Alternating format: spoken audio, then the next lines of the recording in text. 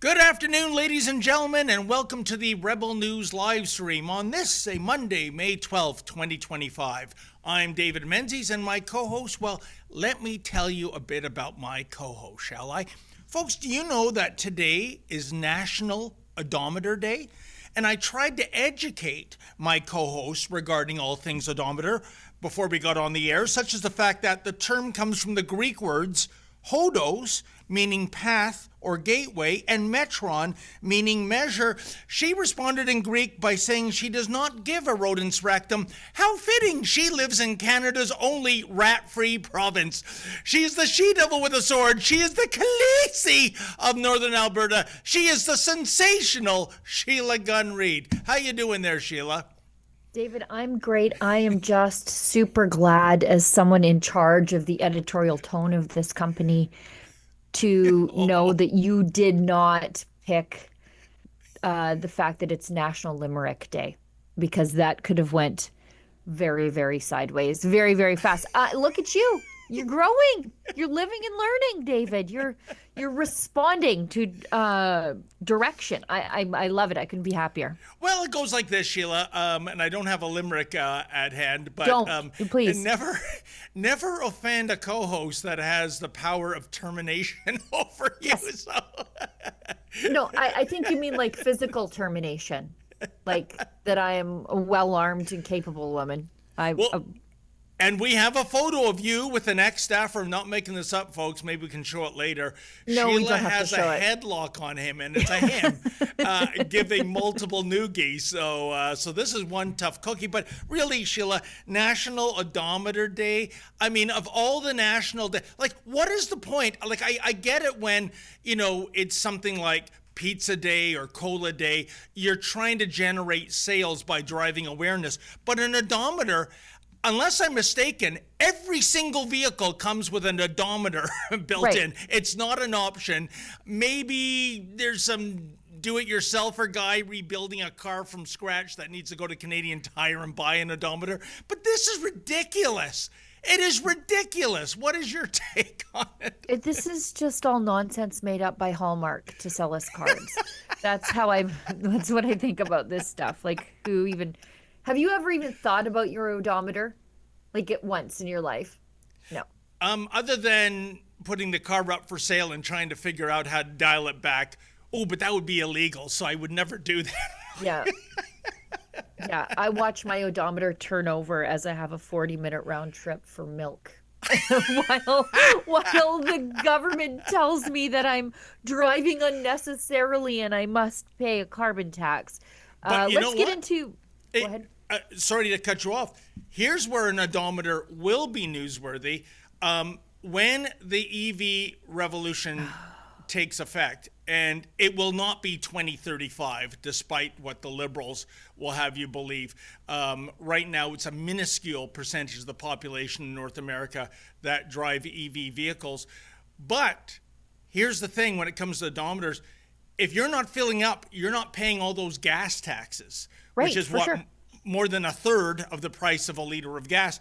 So you mark my words, Sheila Gunn-Reid, the government will, once EVs proliferate, you will be required to give an annual odometer reading, and you will pay a tax based on that, because the government ain't getting a tax from the sale of gasoline for your car. That doesn't take it. Oh, once again, Alberta leads the way on this. In Alberta, when you register your vehicle yearly, or get your plates or whatever, we collect a $200 tax on electric vehicles starting this year. It actually started back in February, and it is because, well, you're using the roads you don't pay for, and also to charge for the extra wear and tear that your overly heavy electric vehicle does to our highways. So it's basically a tax on electric vehicles. And normally I don't cheer for taxes, but if I'm paying exorbitant taxes to pay for the roads that the EV cars go on, wouldn't it be nice if they paid their own way too? That's a very good point, by the way, of the weight.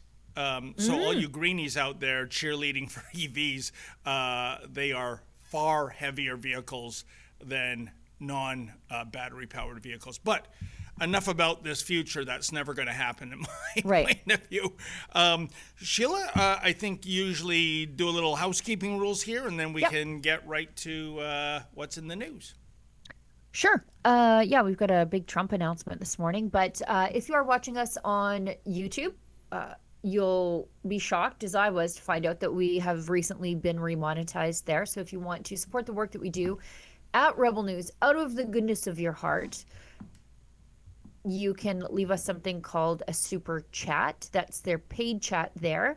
You can also leave us a comment after the fact. It's called a super thanks. But if your super chat is over the $5 US cutoff, we are making it mandatory to read it on air. However, we very often, almost always, make the time to read the chats that fall underneath that, because of course we realize that you making the choice to support us is a choice that Mark Carney does not allow you to make with his support of the mainstream media. And by his support, I mean forcible support, thanks to you, of the mainstream media. We appreciate that you choose us. Now, if you are watching us on Rumble, that's a great free speech platform that never threatened Rebel News with demonetization. If you are watching there and if you want to support us, they have a paid chat there called a Rumble Rant, and the same rules apply.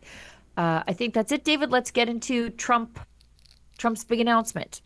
Yes, indeed. And by the way, Sheila, usually I have a printout of our topics, but the printer's not working. Then our lovely super producer, Olivia, gave me this tablet, which had the topics on it. And it's locked up on me and demanding a PIN number, which Olivia did not give me. I had a professor in journalism back in the 80s when I went to Ryerson, and he said one thing, always remember, machines are out to screw you. So what he meant by that, bring 2 pens for that important interview, bring 2 tape recorders, back in the day before iPhones and whatnot, because when you need it most, it will not work. And that advice is... Can I just tell you? Yeah. That's one of the things I like the most about the new Pope. That's why he chose his name, Leo, because the last Pope, Leo, was sort of the Pope of the Industrial Revolution and sort of protecting the dignity of humans through the Industrial Revolution. And this new Pope says that we must do the same through the AI revolution. And I'm glad that we have a forward-thinking Pope like that who sees the anti-human catastrophe that AI might be. I'm very, very scared of it. So you're worried about pens and paper, and I'm already worried about how robots are going to enslave us all. Well, you know Anyway, what? You and Lady Menzoid are kindred spirits. oh She's yeah, always going on about scared. how AI frightens and confuses her, which I like because she comes to me for a reassuring hug.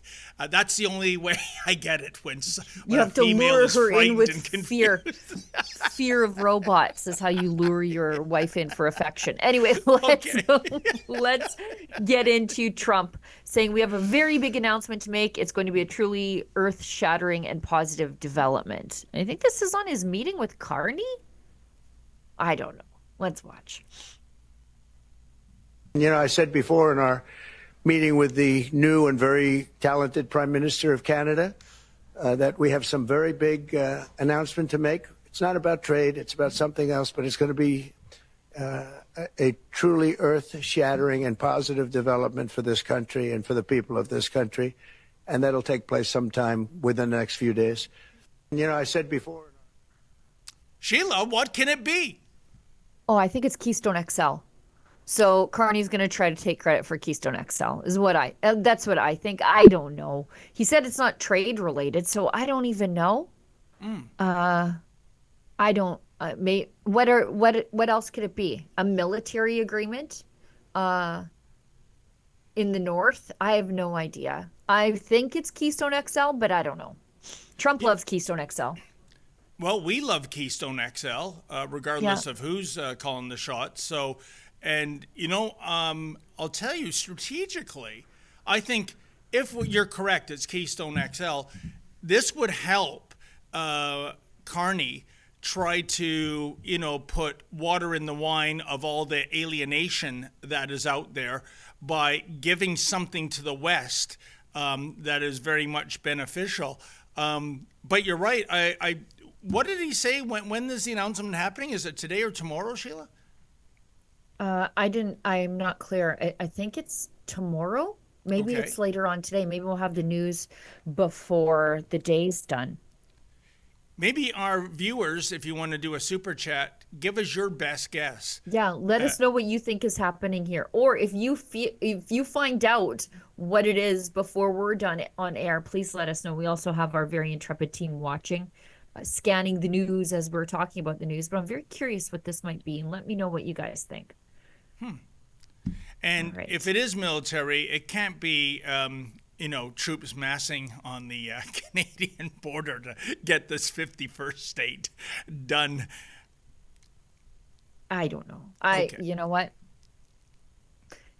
They may be welcomed as liberators or invaders, depending on which part of the country that you're in. Let's bump ahead. We got a fact sheet. President Donald J. Trump announces actions to put Americans' patients first by lowering drug prices and stopping foreign free riding on American pharmaceutical. Is this the announcement? Did he just pin this to Carney and then just make the announcement? Maybe. I think this is it. Well, it is dated May 12th, I see. So, Okay, well, what? and doesn't the president have a problem with Canadian pharmaceuticals coming into the U.S.? Yes. Yeah. Yeah. Our pharmaceuticals come in sometimes a lot cheaper, especially our generics that come in. So anyways, he says he's reducing drug prices for Americans and taxpayers. I'm actually not sure I like this. And I'll tell you why in a second. I think it should be both ways. I think they should be allowing Canadian generics in. I'll tell you why I think that. President Donald J. Trump signed an executive order to bring the prices Americans and taxpayers pay for prescription drugs in line with those paid in similar nations. The order directs the U.S. Trade Representative and Secretary of Commerce to take action to ensure foreign companies are not engaged in practices that purposely and unfairly undercut market prices and drive price hikes in the United States. The order instructs the administration to communicate price targets to pharmaceutical manufacturers to establish that America, the largest, this is okay. America, the largest purchaser and funder of prescription drugs in the world, gets the best deal.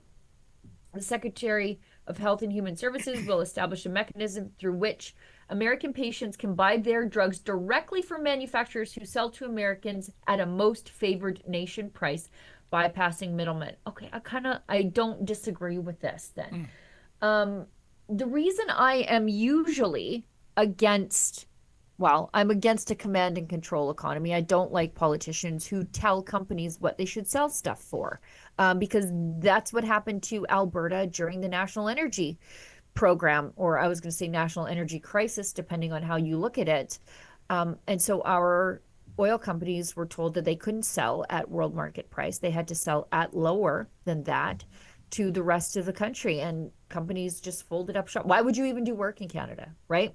And so I'm generally against this kind of stuff, especially when these companies are doing research and development on drugs, right? That's a very expensive thing, and that ends up being factored into the price of drugs. But if America is paying more than the rest of the world for the very same drug, that seems like an unfair deal. And if that's the case, and Trump said you can't sell it cheaper in Switzerland than you're selling it to Americans, okay, I'm not against that. No, and they do have the purchasing power. But, Sheila, let's talk about cutting out the middleman. Have you ever met a middleman? I don't, all my life. His name was Jagmeet Singh. He's the middleman between left-wing voters and Mark Carney, and a lot of them did cut out the middleman. You saw it in the vote collapse of the NDP that just went to the Liberals. So I am for efficiency. And Jagmeet Singh, he's something else that begins with the letter M, which I cannot say. Anyway, well, let's hear what Dominic LeBlanc, I've got my printout, Sheila. Yay. I'm fully functional, as the saying goes, has to say about Americans wanting to trigger. By the way, we got to get a better name or a better acronym or initialism than this. CUSMA review. That's why I call it it's called the USMCA. It's just a lot easier to say. This is the Canadian acronym, and the Americans use a different acronym for the same trade deal. And theirs is just easier to say, but we like to put our name first in the trade deal. Holy Gulf of America, Batman. Yeah, I'm fine with us putting the extra vowel in neighborhood and color and favor and all those things. It's charming. But if it's a trade deal between the two of us, let's just call it both the same thing. But anyway, the point is, NAFTA just flowed off the tongue so naturally, and this not so much. USMCA. It's a lot easier to say. I side with the Americans on this. Okay, then. Let's see what Minister LeBlanc has to say. When you reference getting Canadian energy, for example, in what you just talked about, to other markets, do you mean conventional energy? And to be specific, does this government intend to demarcate itself from the government under Justin Trudeau in its approach to oil and gas, to be blunt? Well, I think the Prime Minister, both in the election campaign and his comments since, and as we know, he grew up in Alberta, went to high school in Edmonton. He knows the province of Alberta very well. He had a constructive conversation with both Premier Smith and Premier Moe. So we intend to be supportive of the Alberta economy, and our government recognizes the importance of conventional energy in terms of the economic prosperity of the country.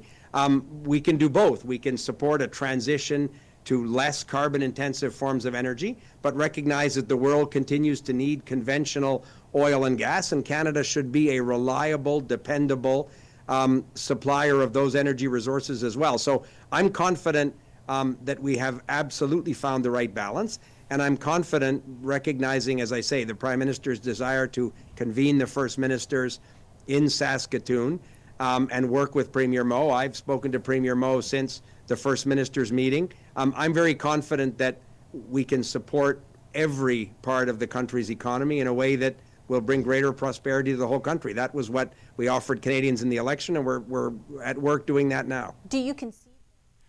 Is that work doing it now? You've been in charge for 10 years.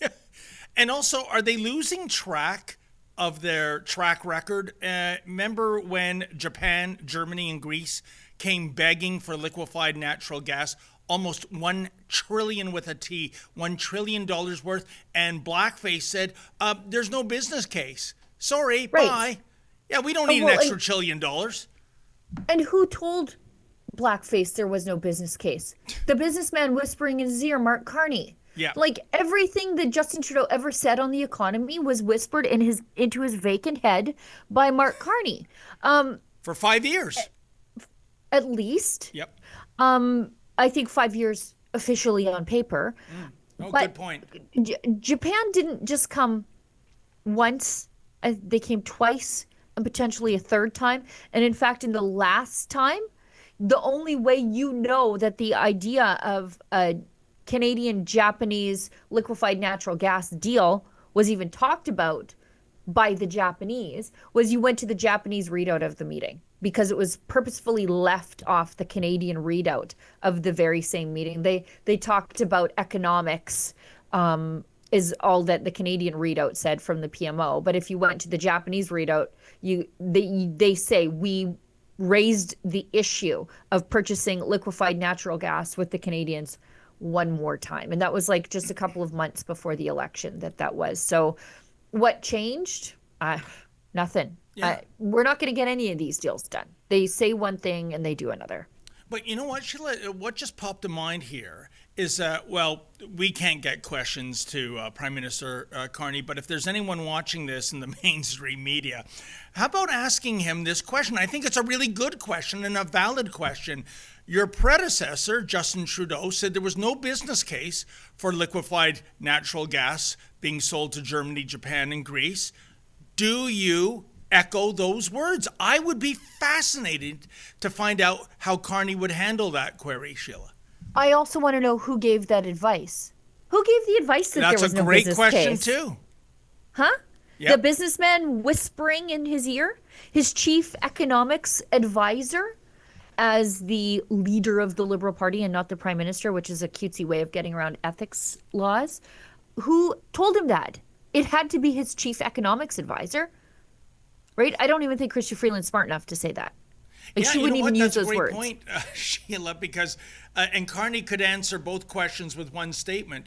Of course, there's no business case because I was the one that recommended to Justin that he say that to those world leaders. Well, yeah. And of course there is a business case because the businessman running the United States is making those deals now with these countries. By the way, yes, it was the prescription drug deal that was the very special announcement today.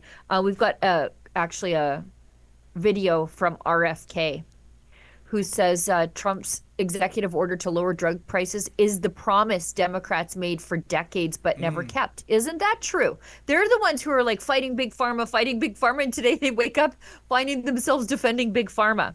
RFK says every major Democrat leader for 20 years has been making this promise to the American people, including Bernie Sanders in his run for presidency. So let's watch that.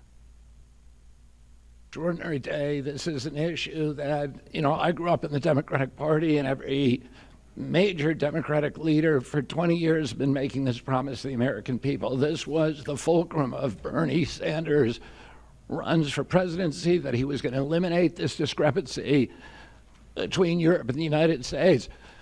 But as it turns out, none of them were doing it. It's one of these promises that politicians make to their constituents, knowing that they'll never have to do it. And the reason they'll never have to do it is because they know that Congress is controlled in so many ways by the pharmaceutical industry. There's at least one pharmaceutical lobbyist for every congressman, every senator on Capitol Hill, and every member of the Supreme Court. By some estimates, 3. Pharmaceutical companies, the industry itself spends 3 times what the next largest lobbyist spends on lobbying. So this was an issue that people talked about, but nobody wanted to do anything because it was radioactive. They knew you couldn't get it by Congress. We now have a president who is a man of his word, who has the courage. President Trump was taking money from the pharmaceutical industry too. I think they gave you $100 million. But he can't be bought, unlike most of the politicians in this country. and he is standing here for the American people. I don't know what, there's writers like Lord Elizabeth Warren or Robert Reich who are saying that President Trump is on this side of the oligarchs. There has never been a president more willing to stand up to the oligarchs than President Donald Trump. And I'm very, very proud of you, Mr. President, for your courage, I'll say, because I don't want to be crude, your intestinal fortitude, your stiff spine, and your willingness to stand up for the American people. We have 4.2% of the world's population. Our country represents 75% of the revenues for pharmaceutical companies. We spend in our country $1,126 per capita on drugs. In Britain, they spend about $240. They spend 1/5 of what we do. And this is true across Europe. And the drug companies, Europeans, if you ask them, it made no sense what they were saying. America has to pay for this innovation or it's not going to happen. What President Trump is saying to our European partners is you got to raise the amount that you're paying for those drugs and pay for your share of the innovation. So that the United States is no longer subsidizing that. If the Europeans raise the price of their drugs by just 20%, that is $10 trillion that can be spent on innovation, and the health of all people all across the globe is going to increase because we're going to have better products. So, Okay, I'm glad we listened to that. Yep. Because while I hate the idea of the government telling a private sector company what to do, it is clear when he lays the numbers out like that the American public is subsidizing the rest of the world by paying inflated drug prices because these drug companies are charging Americans more than they are Europeans. And so this is not necessarily a government telling a company what they can and can't charge. They're saying we just want to we want to make sure that Americans are treated fairly within this system. And so they've convinced a free market person like me. I'm glad we listened to that. No, 100%. And, a couple of things, Sheila. When RFK was calling out Elizabeth Warren, a.k.a. Pocahontas, for saying that Trump is in bed with the oligarchs, nothing could be further from the truth. As I've said before, I think Trump is wrongly described as a populist. He is really an anti-elitist, an anti-globalist. Yep. So the idea that he's chummy with the oligarchs, when you look at the Democrats, look at the Silicon Valley oligarchs, look at the Hollywood oligarchs, they're all chummy with them. I mean, this is a case of projection for Pocahontas. And the other thing, it's funny when RFK was talking about growing up with the Democrats, and they were always fighting for lower pharmaceutical prices for Americans, and it was a deal they never closed. And my goodness, how the Democrat Party has fallen, Sheila, because now they fight ICE for them deporting Venezuelan gangbangers and wife beaters, thinking this is an issue that resonates with the common American man and woman. I mean, they have lost the plot, Sheila. This is the Democrats will oppose this and side with Big Pharma, who raked in record profits during COVID, against the people who cannot afford their cancer medication. Yep. This is where the Democrats are. I don't know. I don't even know what they stand for anymore. I have no idea. And I don't think they do either. They just know that they exist to oppose Trump, even if it means opposing good ideas that makes life better for normal Americans. Yeah, I don't think they know what they stand for either. They're rudderless. They have learned nothing from the November election. And listen, if you support the Republicans, you couldn't be happier, really, could you? Because I don't see anything on that side appealing to the vast majority of American voters. And I guess we should move on. Speaking of the economy, well, this is dire. And unsurprising, I would argue, Sheila, Ontario falls behind rest of Canada in per capita GDP. Report finds Carney's aim to cut immigration marred by undercounting of temporary migrants, No, economists you're warn. doing two things. Those are two separate things there, Oh, David. And you went on to the next topic. I'm sorry. It was a Biden that's moment. It's You'll okay. see when you get to this. It's okay. You'll get cheaper medicine for it soon enough. That's right. But you know I- what? In a way, they do dovetail, Sheila. Completely. Yeah. So I did a bit. I think Juno just wrote up my tweet storm on this, or X post storm on this, because I went through that Fraser Institute study, and it shows the fall of Ontario. And don't pin this all on the Liberals, as I say in this. It said Ontario went from Canada's economic engine to the broke cousin sleeping on the couch. Thanks, Liberals. In 2000, Ontarians earned 5% more than the average Canadian. Now they make 3.2% less. How do you screw up that badly?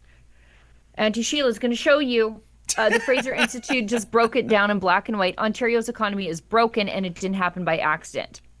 In the study, it lays out 2 decades of green energy pipe dreams, sky-high taxes, red tape strangling business, and resource development tossed in the trash.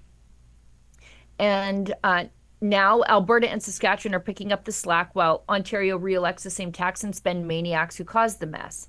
And don't just blame the Liberals. Doug Ford is part of the problem now. Oh, He's Ontario's so-called conservative premier is holding hands with the Trudeau-Carney Liberals on net zero, carbon taxes, clean energy scams, and endless handouts for woke mega projects like green cars.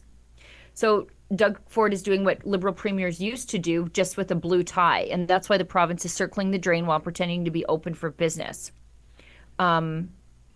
Ontario isn't just broke, it's a federally funded cautionary tale, one that Alberta doesn't want to be a part of. And then I just tie it all back to Alberta like I do with everything. But it goes directly to just green energy and wokeness plus overspending. And Doug Ford is right in lockstep with every other premier before him. And you know, Sheila, what you're saying, that's not merely conjecture. I'll give you an example. And I was stunned to hear in the February provincial election here in Ontario, Premier Ford making the promise to develop the Ring of Fire. That's this incredible mineral treasure chest in Northern Ontario. I had to pinch myself because that was a 2018 promise. 7 years later, he's just like, forget about developing the Ring of Fire. I understand there's not even the infrastructure in terms of adequate roads to get to the Ring of Fire. Why does he just promise this and not do anything? And that, Sheila, is a potential multi-trillion-dollar endeavor for Ontario. So why aren't we doing it? Why does he just talk about it instead of getting shovels in the ground? Well, because these mineral mega projects have to go through the federal GBA plus, and he's about to get the oil and gas treatment. He's about to discover how hard it is to get things done with his good buddy Liberals in charge in Ottawa. When you have to ask the local feminist how the major mine in the region is going to make her feel. Quite literally, that's what the GBA plus does, gender-based analysis plus. It's like a study on every major energy project in this country. And what it does is amount to a prohibition by red tape and paperwork. And that's exactly the red tape that I was talking about there. And so Doug Ford can announce the Ring of Fire, but will you ever be able to get it past the environmental and feminist regulations that the Liberals have put in place? Have you ever heard Doug Ford complain about the environmental and feminist regulations the Liberals have put in place? He's not even going to try to do what we're doing here in Alberta. He won't even attempt it, and he's basically leaving projects akin to the oil sands in the ground just because of it. And by the way, all that nonsensical red tape you mentioned, let's not forget, Sheila, during the election campaign just over, Pierre Poilievre at his rallies and pressers kept promising to gut that red tape, to basically, well, I probably wouldn't use the words drill, baby, drill, but that's what he was basically saying. And Doug Ford couldn't support Pierre Poilievre, and the vast majority of Canadians, well, at least in the seat count, agreed with the bait and switch tactics of Mark Carney. So I'm not sure when this honeymoon ends, Sheila, but when it does end, just remember in April of this year, you had a choice to bring in real change and you didn't. So it will be more of the same. And the fact that we don't have real change, I pin it right on Doug Ford and all of his little helpers. You know exactly who you are. Okay, let's move ahead because things are continuing to get, I think they're going to get real bad in Ontario. I think this so. is where most of immigration continues to land. Mark Carney, he's going to cut immigration, he says, but he's going to do it by not counting immigrants the same way that he used to, or that we used to. So what he's going to do is undercount temporary foreign workers, by the way, which completely offset. If you got rid of the temporary foreign workers, it would alleviate some of the unemployment issues in the Greater Toronto area. Yep. But they're not going to do that. They're just going to play fast and loose with the numbers here. So nothing will be fixed. They're just going to fix it optically and hope the boomers that watch the CBC don't notice. So he said that he's going to cap the total number of temporary foreign workers and international students at 5%, less than 5% of Canada's total population by the end of 2027. Let's keep going. Sheila, that is an outrageous number, by the way. Yeah. 5% of the population of 40 million people. We can't Get out handle of here. that. We can not only can we not handle it, what do we even have temporary foreign workers for Yep. if we have an unemployment problem? And let's not kid ourselves, these are not skilled workers. This is a servant underclass. And I'm reliably informed that the left is against sort of this slave underclass. And yet, at the same time, their policies are enabling a slave underclass of temporary foreign workers. It's the most bizarre, grotesque thing. These are jobs that could be done by entry-level Canadian workers. Yep. These are stepping stone jobs. They're not people we need to bring in from the third world to do. They're just not. You know, we're not bringing in skilled workers to work on pipeline projects in our booming economy because we're short of welders and we can't graduate them fast enough. That's not what this is about. This is food service workers, which is a kid's job. 100%. And, the other part of the equation, Sheila, as we've discussed before, is the international students. And I'm thinking It's a particularly from India. And we have gone to, like, for example, the city of Brampton, there are more than 90 diploma mills. 90 Yep. in that one city. And it's a joke. You go to the website of the school, it looks like an Ivy League university like Harvard or Yale. You actually go to the university, and it's a unit in a strip mall next to the fast food joint and the dollar store. And then a couple of doors down or in the storefronts above, immigration lawyers. So it's like one-stop shopping. A lot of these international student diploma mills, they're not even teaching anything. They're just empty shells. They mark you as taking a course in whatever, and then when you get your diploma, you go to the immigration lawyer. And to your point, Sheila, a lot of these jobs are going to those so-called international students, I call them, and that's displacing, like, for example, students or kids that would get summer jobs, know. Yep, completely. But Carney's not going to fix the problem. He's just going to change how it looks. And how's this for a look that shows how dire things are, folks? Yep. To what I was just discussing, it's from 6Buzz TV. A man captures huge lineup for jobs at a Tim Hortons / Wendy's outlet. Like, Sheila, do you remember seeing this? I remember, like, back when the oil patch was booming, I remember Tim Hortons offering to pay their employees in Alberta like $20 an hour, which was... Yeah, it was like 18 to $20 an hour. Yeah. Because we had functionally negative unemployment, right? They say like anything below like 2.5, 3 is negative unemployment. We were at that. Yeah. And so it was like, and that was back when like our minimum wage is like $7, $8. And so that's what they were paying for entry level food service workers, because that's what the market could bear, because we weren't flooded with, I guess, fake refugees, fake students, and temporary foreign workers. Like, that's crazy. That's for minimum wage jobs, but that's what 10% unemployment in Toronto will give you.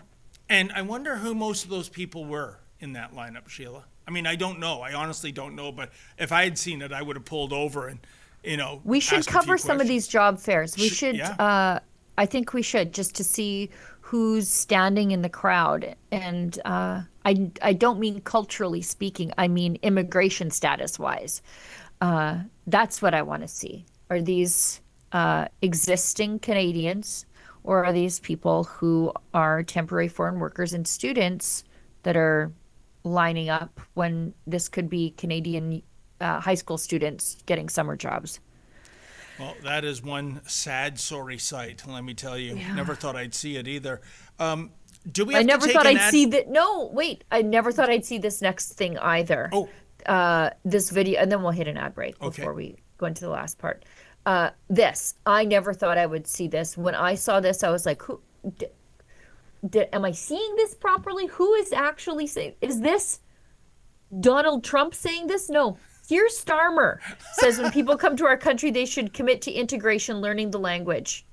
And our system should actively distinguish between those that do and those that don't." Are you stunned? I was stunned to see that. That is stunning. That wasn't a parody account, was it? No, it's him. There's a video. Watch. I was like, I can't believe this. Show me the video. Is this an ex-hacked account? No, he literally said it. Who is this man? Today, this Labour government is shutting down the lab. Labour The government. experiment is over. We will deliver what you've asked for time and again, and we will take back control of our borders. And let me tell you why. Because I know, on a day like today, people who like politics will try to make this all about politics, about this or that strategy, targeting these voters, responding to that party. No. I'm doing this because it is right, because it is fair, and because it is what I believe in. Let me put it this way. Nations depend on rules, fair rules. Sometimes they're written down, often they're not. But either way, they give shape to our values, guide us towards our rights, of course, but also our responsibilities, the obligations we owe to each other. Now, in a diverse nation like ours, and I celebrate that, these rules become even more important. Without them, we risk becoming an island of strangers, not a nation that walks forward together. So when you have an immigration system that seems almost designed to permit abuse, that encourages some businesses to bring in lower paid workers rather than invest in our young people, or simply one that is sold by politicians to the British people on an entirely false premise, then you're not championing growth, you're not championing justice, or however else people defend the status quo. You're actually contributing to the forces that are slowly pulling our country apart. So yes, I believe in this. I believe we need to reduce immigration significantly. That's why some of the policies in this white paper go back nearly 3 years. Why I told the Labour Party conference, taking back control is a Labour argument.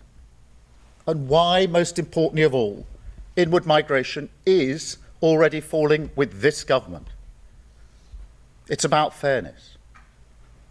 And look, I mean, migration is part of Britain's national story. We talked last week about the great rebuilding of this country after the war. Okay, I think that's good, but I can't even believe that. my question for this is it too late? You know what? You read my mind. That was my question. And the second question I have is then why, for a couple of decades at least, we've had law enforcement in certain English cities and towns turning a blind eye to third world groomers running pedophile rings, where the people complaining are the ones who are arrested as opposed to the groomers. And the other thing on law enforcement, Sheila, when Starmer says they should commit to integration, to learning our language. Just 2 weeks ago, somebody sent me this clip. I think it might be on X. It was on some social media platform. I'm not sure which English city this was occurring, but it was a police officer who was lecturing somebody. He got into a verbal altercation with someone, and evidently the person said, "Speak English." And the police officer informs him, he says, "Well, I'm not going to arrest you, but I want you to be aware that potentially for hate crime, you could be arrested if you say that again." Think about that. I think Olivia has, let's just, Okay, let's watch Yeah, it. let's just watch this clip. This is astonishing. Apparently during some conversations between yourself, apparently you have alleged, we weren't here, so I don't know who said it, but you've alleged to say, "Speak English," or what's that effect? Speak clearly. Speak clearly. No, Okay. the gentleman's partially deaf, Yeah, he can speak clearly. Yeah. so I couldn't even hear him. No, and that's fine, and that's why we've just come to speak, because potentially someone could perceive that as a hate crime.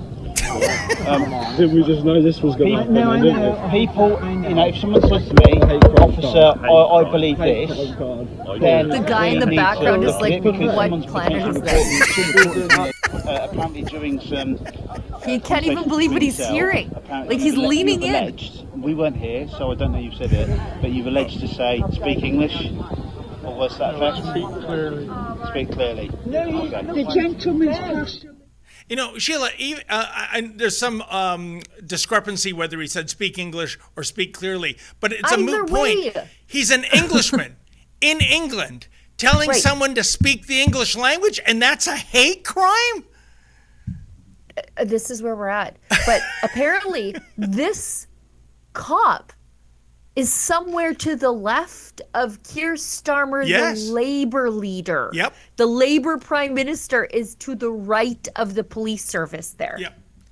So that's my Wow. big question then, Sheila, is law enforcement in the UK, did they get the memo? And because there's law enforcement there that are increasingly representing the minions of Big Brother from Orwell's 1984 novel, with the monitoring of social media, looking for, offensive or insulting things that will knock on somebody's door at 4 a.m. to give them the Circe walk of shame. This is unbelievable. So I would like to think that Prime Minister Starmer is sincere, but let's see how this plays out in reality. Because when you have a cop, like I said, telling an Englishman in England, allegedly telling someone to speak English, and that's considered Quite a hate something. crime, to your original query, is it too late? I would say, yeah, it's too late. Yeah, I don't know if we've published it yet. Maybe we did. I'm not sure. But I did tweet about it. Something similar about the cops being absolute goofballs, and doing the bidding of bureaucrats. I tweeted about it this morning. It was out of a little teeny weeny town. I think it's in New Brunswick. Let me just. Oh, I know what you're talking about. Yeah, this is unbelievable. This is unbelievable. I think we should talk about it. It'll be on the website. If it's not now, it'll be there later. It's my pinned tweet, Olivia. And I thought watching that, I was like, the cops involved here, by and large, could be British, if I didn't know any better. It's my pinned post, Olivia, on my X account. Here we go. Oh, we wrote it up. Perfect. Bureaucrat calls the cops on resident seeking public records now facing charges. This is just small town scandal perfection. So this is Marjorie Turner. She is the CAO of Sunbury, York South, a municipality of 8,100 people. She's been charged with 2 counts under the Local Governance Act for failing to release information that by law must be available to the public. You couldn't write a small town scandal like this if you tried. Like if you did, you'd be like, no, that's too perfect. So she has just been charged under the Local Governance Act for refusing to release public records and calling the cops on residents for trying to access them. And you can tell when they call the cops on you that you're sort of over the target. And as it turns out, these 2 residents were. One of them was given a trespass from the local municipality office. So she used the police to shut down transparency. One of the residents is Mac Burns. He wanted answers after the town proposed building an $8 million municipal palace. He asked to see how the money was being spent, so Turner had him removed by the cops. Another resident, Melissa Gillis, got slapped with a trespass notice just for asking for records. The kind of records, of course, you're legally allowed to request at any clerk's office. So they're doing what I do every day. They're just doing it in person because, of course, these lunatics are not responding to their emails. Even the cops involved were baffled. Like the one cop said, charges like this are extremely rare. The retired staff sergeant called this whole thing nonsense and said you can't call the police on everyone who asks for something. Her court date was adjourned until May 28th. But once Burns got the records that he asked for, well, there's a reason she was calling the cops to make sure nobody saw them. It showed receipts on the municipal credit card that it was used to buy dark chocolate pickles, Gouda cheese, Mr. Noodles, a personal microwave egg cooker, an essential oil diffuser, and the Costco chicken tenders meal with extra gravy. And the jokes write themselves, of course. And the one man involved said, I'm concerned that the administration office when you're buying peanut butter and Mr. Noodles, dill pickles, and it's all being charged to the taxpayer. And the mayor, he basically said, well, if there isn't a rule, then you're not breaking it. Because there wasn't really restrictions on what she could use the company credit card for. But your personal oil diffuser, so that your room can smell like patchouli and rosemary, that's not the taxpayer's problem. So now they're writing an accountability, financial accountability policy that never existed before. But she's not in trouble for wasting the money, although that's a sort of a side scandal. She's in trouble for not turning over those records. Yeah. And as far as I can tell, the one lady is still charged with trespass. Like, why does that trespass charge stand? This is the issue, Sheila. By no benchmark does her going to that office meet the threshold for trespass. This is a taxpayer-funded building that she went to, didn't break into, then it's trespass. No. And you know what? Don't think this is so rare. Sheila, I know you know this, but maybe our viewers don't know. In the last 2 years, the Halton District School Board, the Durham Region District School Board, the Waterloo District Catholic School Board has had me charged with trespassing. Now that sounds serious. What did I do? Under cover of the night, break into one of their schools? No, I attended a public school board meeting and asked an impolite question. 911, we have a problem here. This is abuse, Sheila, abuse of law enforcement. As far as I'm concerned, if I was any of those cops that ended up showing up, I would have arrested whoever made that 911 call. I'm sorry, an impolite or insensitive question in a public forum is not trespassing. Please, anyone, make the case how that is an act of trespass. I can't make that case. And if you are the lady involved in this, please reach out to me. I don't know how I can help you, but I would love to help you. If you are fighting a trespass charge on behalf of this bureaucrat who called the cops so that you couldn't find out that she was spending your money on the chicken tendies meal down at the Costco and treating herself to extra gravy. And again, the jokes write themselves. I'm not saying them. You guys all know the jokes. But let me know if that's you out there. and you got in trouble for this, I don't know how I can help you quite yet. I can't make any promises, but I want to talk to you. And whatever happened, Sheila, to officer's discretion? Because if it was Constable Menzoid that showed up, I'd say, well, wait a minute. She's in a public taxpayer-funded building asking for records. Where's the trespass? And then, Sheila, I would go this far. That was an illicit use of the emergency phone line, 911. You're now going to be charged for that. It's kind of like, at the end of the year, you see these stories and there's the most outrageous 911 calls. It's like somebody at the drive-thru at McDonald's calling the cops because they got 11 as opposed to 12 chicken tenders in their box. That is not what the service is for. And I really think she should be charged, Sheila. Yeah, I mean, it is. It is mischief to abuse the police, Yes, is it not? That's the word. Thank you. It is mischief. I mean, if honking's mischief, surely wasting the police's time with 2 separate calls to come out there because taxpayers are like, we want to know how you're wasting our money. We're legally entitled to these records. We're going to stand here peacefully till you give them to us. And they call the cops because you don't want people to know that you're wasting it on pickles. Now, I'm a pickle aficionado, but I buy my own, or I make my own. It's not the taxpayer's problem. We've got one more thing that's in the headline that we should get to. And as many people may know, I can't go long today because we have a town hall event in Edmonton tonight and then one again on Wednesday night in Calgary. To find out details, you can go to donegetingscrewed.com. It's on the separatism conversation. So we're having a conversation. There are people from both sides. I think there are many actually sides to this. There are like, we got to join the Americans. We should be our own territory. We should be our own country. There are people who are saying last chance for Canada is this now. So we're not ready to go quite yet, but we still think we're getting a raw deal. All those people are going to be involved in the conversations that we're having, and we're going to treat you fairly, unlike the CBC, who says that 36% of Albertans who are like, yeah, I've got to go.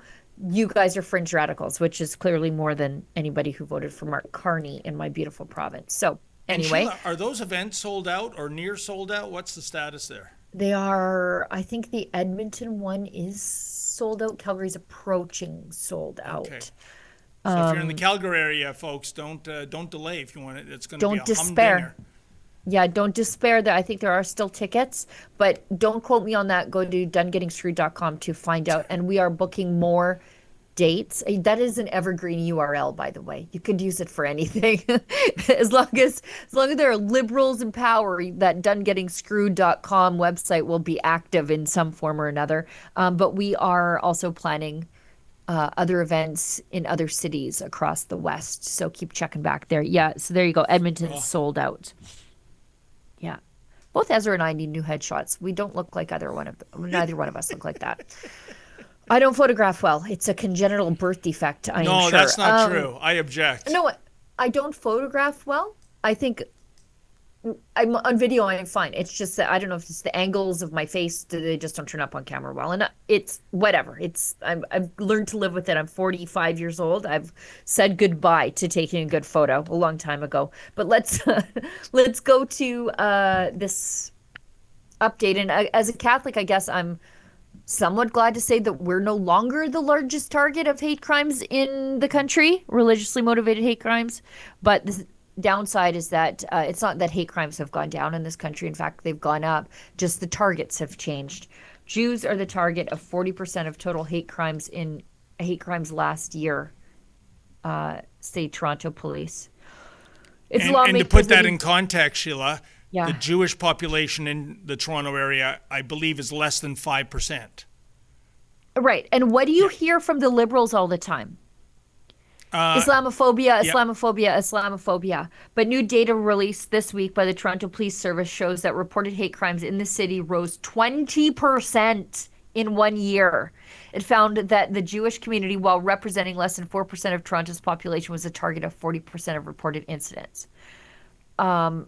They're outpacing everybody by a very large margin. Almost half, 46% of the reported hate crimes were linked to religion, with further 24 based on race. The remainder divided among sexual orientation, ethnicity, and gender identity. Gender identity just 4%, by the way. So, can we stop giving these people a bunch of money, taxpayers' money all the time because they face alleged hate? You're only facing 4% of the reported hate crimes. Now, that is not convicted hate crimes, that's reported. So some of those things could be reported, and then it's like, no, actually, misgendering you is not a hate crime. You're just going to have to toughen up. I'm sure there's some of that in there, too. And, it's interesting because the report quotes friends of Simon Wiesenthal Center. I can tell you in the last couple of weeks, I've been to a couple of trials involving a couple of reprobates. And friends of Simon Wiesenthal Center, as well as a lot of other Jewish groups, they were there to make these kind of point, Sheila, that the disproportional amount of Jew hatred, which has spiked incredibly since October 7th, 2023. And we have Omar El-Kodari. That report is already up. You can see this is somebody who punched a Jewish lady in the face because he was tearing down her posters, which was about freeing the hostages, and she objected, and she's physically assaulted. And the guy was so brazen, he knew he was being filmed. He says, I don't care. Well, he will care. He'll be sentenced in July, I believe. And Kenneth Gobin, we'll have a report going up tonight. He's a multiple serious offender in terms of violent crime.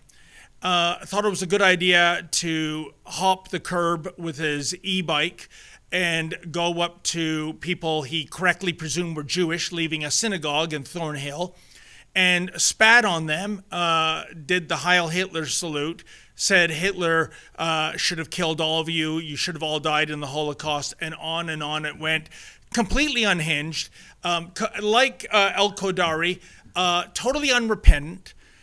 There's no motivation for why he's doing this. He'll be sentenced tomorrow in Newmarket Court. The Crown is asking for, I think, 18 months, and his lawyer says 90 days is better. But, Sheila, the thing about Gobin is, and what a terribly unfortunate name. He's just... I thought his name was Goblin. Exactly. I read it Goblin several times, and I was like, as I said in the morning meeting, it's like when those people look like their dogs. Yeah. And you're like, that's the hand of God, making sure that those people have the right dog. And I thought, you know what, this is him. This is whatever higher power making sure this guy has the right last name. But I was reading it wrong. Yeah, and it's spelled Gobin, almost like Gobbin. And it's perversely amusing that, as he was spewing phlegm on people just for being Jewish, he was gobbing on them, if you know what I mean. But the point is, when it came finally last Thursday for his time to speak, Sheila, he did himself no favors. He was not repentant at all. He was not apologetic at all. In fact, he floated a conspiracy theory that in his neighborhood, the Jews, as he said, always come up to him and spit on him. And not a day goes by where he doesn't wake up and his car's trunk is covered with dead fish, which he blames on the Jews, of course. So, I mean, Sheila, his violent crimes go back to 2007. Why isn't this guy in a cage right now to begin with? I think we all know why. I think it's because of one demographic being able to get away with the treatment of another demographic. Mm-hmm. If these guys were serious about the rise in hate crimes against the Jews, they might do something about the anti-Semitic hate marches with calls to genocide on loudspeakers every single week in Toronto. We saw what they did for Mother's Day, by the way. This is how the pro-Hamas left supports Mother's Day, as they march against the Jews. When, guess who was the target of the kidnappings? Yeah. Jewish mothers. And that's because Judaism is a lineage culture, which means that, the culture survives through the mothers. It's passed from one to the next through the mother.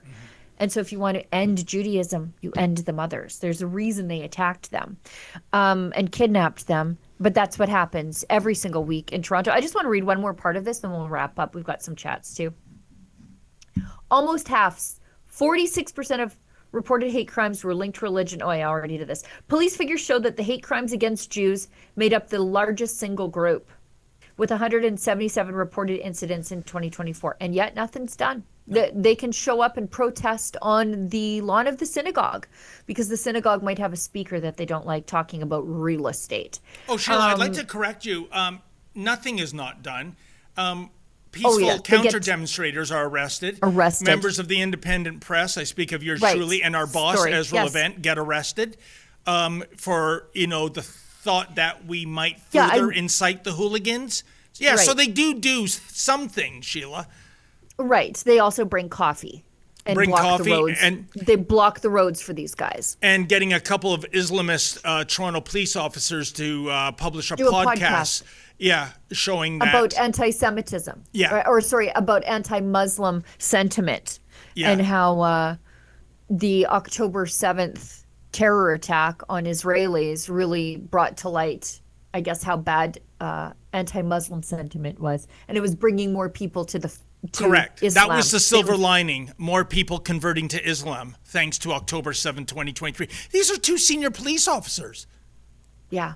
Now, how comfortable would you feel as a Jew reporting a hate crime to those guys? Oof.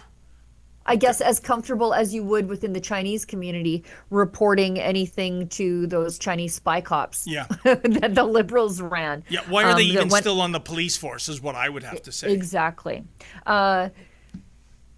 So 177 reported incidents. This compared to 79 incidents related to sexual orientation, 76 aimed at the Black community.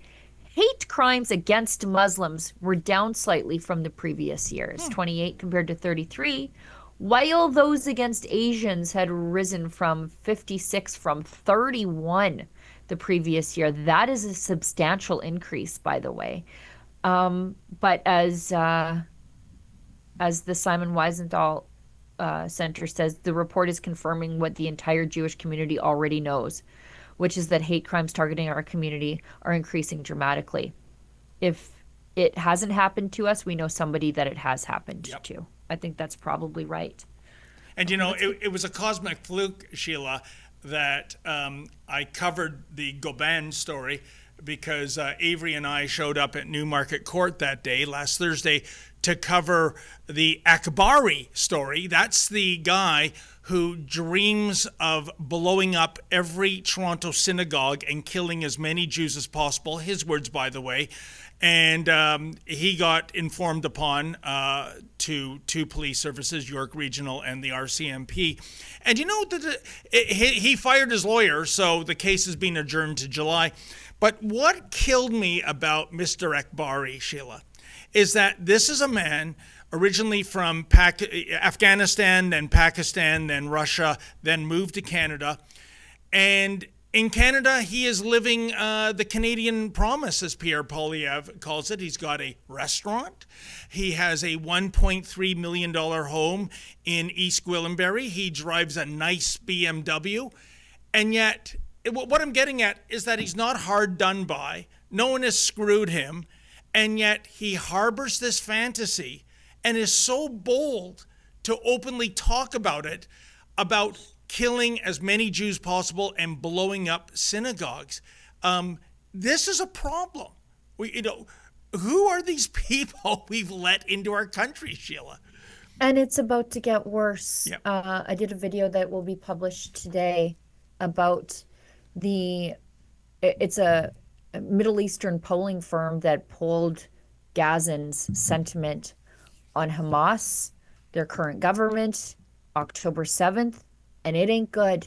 And we're about to take in thousands of these people into our cities. And then we're going to wonder why it just keeps getting worse and worse. Because, and as always, they come for the Jews, but they're also protesting in front of Notre Dame Cathedral or at least Notre Dame Church in Montreal. So it's Jews first, and the rest of us will be right after that. They're committing hate crimes against us. So true. Okay, we've got a couple of chats here. We appreciate you guys for that. Alex Greer, 279. Way to go, Sheila and David. Alex Greer is a super supporter that I got to meet in person at the National Firearms Association annual general meeting. Thank you, Alex. Alex Greer gives us another $13.99, which sends just an emoji. And Scott gives us $2. I don't see a chat there, Scott, but I appreciate that. And C70 Angus gives us $5. Make Canada great again hats. Can Ezra patent the phrase "make Carney go away"? I think we're going to be stuck with him for 4 years. They're nitpicking all these ridings. That's flipping them by one vote. That's very clever. It's the same initials. Yeah. And one is related to the other, I think we'll find out in the months and years ahead. Making Canada great again will be all about making Carney go away. Oh, yes. Oh, yes. I think that's it. We've got Danielle Smith news that broke while we were on air. We'll talk about it tomorrow at length. The Western ladies will be on the stream tomorrow to talk about it. So, we're going to have a ton to say. Danielle Smith has said that she will be freezing the federal Liberal industrial carbon tax at $95 a ton to protect Alberta jobs and its energy industry. She says it's in response to U.S. tariffs. I think there's a lot for it to be in response to. Any number of things like "we don't want it" is good enough for me. Yeah. By the way, we don't need look, lady, we don't need to make excuses just because it's wrong, because it's a tax and it's wrong and it smothers industry. So we don't want it. That's good enough for me. But she gives her reasoning. It's in a long clip. That press conference broke while we were on air. And what are they going to do? Take her to jail? Well, that's the thing. Will it be challenged in the courts? Well, remember the Liberals were threatening Scott Moe with arrest when he said, actually, we're just not going to collect it. And they're like, well, you could go to jail. And my response to that was, you better bring bigger handcuffs, because that man has hands like the Incredible Hulk. Like it looks like he's wearing Hulk mitts. Like bring bigger handcuffs. And they never bothered him, did they? They made a lot of threats and he just didn't buckle. So I can't imagine that Danielle Smith is going to buckle once they start uttering their threats at her. I can't wait to see it. We're going to show how ineffectual Carney is. I don't know, Sheila. It kind of sounds to me that Premiers Moe and Premier Smith, they're guilty of trespassing here. Yeah, that's the ticket. Trespass. Right. No, we can trespass the feds out of our property here where we hold our records. So bring them. I hope they come, because they're going to get trespassed. You see how we've gone full circle here? You are hoping federal Liberals come to Alberta, and I just said right off the hopper that yours is the only rat-free province in Canada. You want to play fast and loose with that reputation? You know what? Let them come. Let them come. We got Rat Patrol. Let them come. We do. Okay, that's it. All right. Well, folks, thank you so much for tuning in. And a special thank you to everybody that gave a super chat. As Sheila mentioned, she and the lovely Lise will be back here tomorrow with lots to talk about, especially with that big Edmonton event that Rebel News is having tonight. I will be back with Sheila on Friday, so don't you dare miss that. In the meantime, as always, stay safe and stay sane. The current tariffs being imposed by the United States are increasing costs, disrupting supply chains and creating uncertainty for industry, making it challenging to operate efficiently and stay globally competitive. Our government is committed to supporting Alberta businesses and industry and doing everything we can to ensure they remain competitive across global markets. And we will continue to take action to make Alberta one of the most business-friendly jurisdictions in North America by removing burdensome red tape, eliminating unnecessary regulations, and keeping taxes low. Our industry, from energy to agriculture, not only empower our economy, but the wealth that they generate allows us to provide Albertans with the essential services they rely on, from healthcare to education. That's why it's so important that we listen to industry concerns and help develop a business environment where they can thrive. And what we have heard from industry is that any further increases to the industrial carbon tax past $100 per ton would be detrimental to their businesses and would diminish their competitiveness in the market. That's why today we're announcing that effective immediately, Alberta is freezing the industrial carbon tax under Alberta's Technology and Innovation Emissions Reduction System, or TIER, at $95 per ton of emissions. This price was set to increase to $110 per ton next year and continue increasing to $170 per ton by 2030. Now, let me be clear, Alberta remains committed to reducing emissions through the development and implementation of new technologies, not unrealistically high taxes, while responsibly powering the world for decades to come. Alberta's industrial carbon tax system, TIER, has been in place since 2007. Our approach has reduced emissions in intensity by over 22% and reduced overall emissions by an estimated 7.2%, while production increased by 90%. We have a reasonable system in place that's working, but any additional increases past $100 per ton will wipe out any of the benefits we've seen. That means fewer jobs for Albertans, less revenue to invest in our public services, and decreased innovation across our industries. But instead of supporting our industry, Ottawa wants to increase their industrial carbon tax to $170 per ton by 2030. Now, if industry told us that any increase past $100 per ton would be harmful, you can imagine what a $170 ton industrial carbon tax would do to our industry. That would be devastating to Alberta's economy.